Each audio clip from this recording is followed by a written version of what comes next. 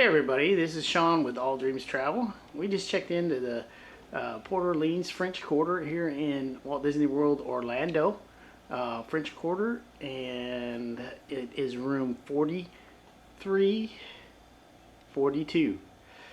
Or no, sorry, I messed that up. 4243. Second floor room. It's a corner room actually. You can see it's got two windows. Two big windows. It's got a sitting table.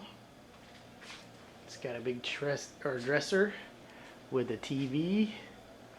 Some artwork there.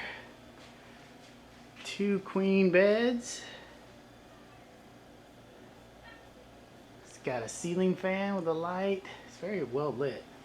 Here are the drawers. Coffee maker at a deluxe, ice bucket, refrigerator.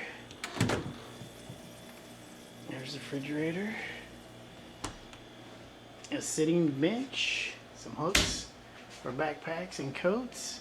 It's got a privacy curtain if you want a privacy curtain. Oh, let's put that back. Got our luggage in here a little bit already. There's the safe. You got some hanging. Big mirror, two double sinks, regular bath,